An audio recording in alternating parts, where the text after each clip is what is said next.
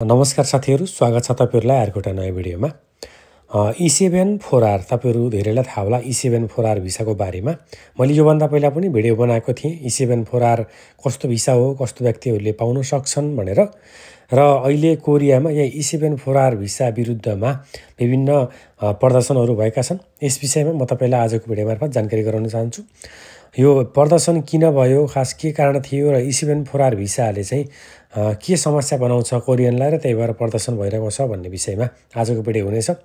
अब E7-4R visa कस्तो भन्ने कुरा हजुरलाई जानकारी छैन भने मैले योभन्दा पहिला भिडियो बनाएको छु। त्यो भिडियोको लिंक भिडियोको डिस्क्रिप्सनमा राखिदिएको छु, हजुरले हेर्न सक्नुहुन्छ।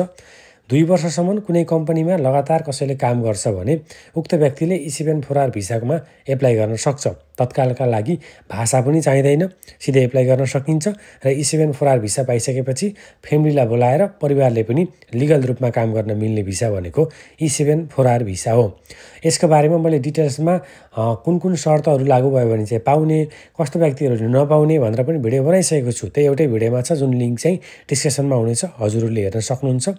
र यो प्रदर्शनको बारेमा एकचोटि बुझौँ है त, किन यसको बारेमा चाहिँ खास प्रदर्शन भइरहेको छ त भनेर।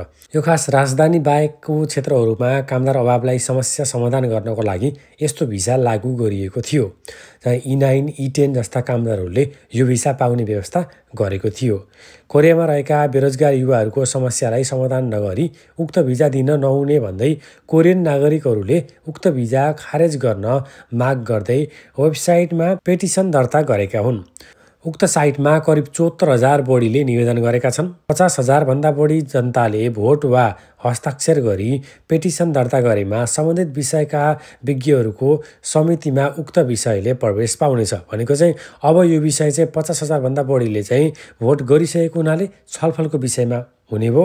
अब यसका बारेमा फेरि एकचोटि छलफल गरिनेछ। अब यसलाई लागू गर्ने कि नगर्ने, अथवा लागू गर्ने परे पनि कुन तरिकाले गर्ने, कसरी परिमार्जन गर्ने भनेर फेरि एकचोटि छलफल हुने भएको छ। किन भन्दा खास मेन कारण भनेको चाहिँ कस्तो छ त भन्दाखेरि कोरियामा अहिले पनि बेरोजगारी भएको, कोरियन नागरिकहरूले भने जस्तो काम नपाएको, यसरी विदेशीहरूलाई लामो समयसम्म कोरियामा राख्दा र विदेशीहरूलाई यसरी एसेस दिँदाखेरि चाहिँ कोरियाको न्यूनतम तलबमा चाहिँ गिरावट आउने, कम तलबमा पनि विदेशीहरूले काम गर्न सक्ने, जसले गर्दाखेरि चाहिँ कोरियनले भनेअनुसारको तलब नपाउने र कोरियन कामदारहरूको रोजगारी खोसिने भन्ने हिसाबले यो अहिलेका प्रदर्शनहरू भइरहेका छन्। र यो खास विशेष गरेर त यो भिसा चाहिँ सहरमा भन्दा पनि गाउँको क्षेत्रहरूमा चाहिँ कामदार अभावलाई समस्या समाधान गर्नको लागि भनेर बनाइएको हो। अब अहिले चाहिँ हुन त फेरि कोरियनहरू गाउँतिर गएर काम चाहिँ गर्दैनन्। जस्तो अब बङ्गुर फार्मदेखि लिएर विभिन्न 3D कामहरू चाहिँ कोरियनले गर्दैनन्, विदेशीले नै ल्याएर गराइरहेको छ। अब त्यो हिसाबले हेर्दाखेरि चाहिँ यो भिसा ठिक पनि हो।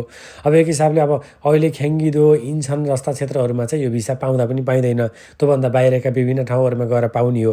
त्यसैले गर्दा सरसर्ती हेर्दाखेरि चाहिँ हामी विदेशीहरूको हिसाबले हेर्दाखेरि चाहिँ त्यस्तो नराम्रो चाहिँ होइन। तर कोरियनले चाहिँ अहिले पनि कोरियामा झन्डै 5 लाख भन्दा बढी युवाहरूले न काम गरेको न काम खोजेको भएर विभिन्न युवाहरू चाहिँ अहिले पनि बेरोजगारीमै छन्। पहिला ती युवाहरूको समस्या समाधान गर, अनि बल्ल विदेशीहरूलाई चाहिँ यसरी दीर्घकालीन रूपमा बस्ने व्यवस्था गर भनेर चाहिँ प्रदर्शन भएको छ। यो खबर द कोरिया टाइम्सले छापेको छ। अब भविष्यमा कस्तो हुन्छ यसको बारेमा भनेर मैले तपाईलाई जानकारी गराउने नै छु।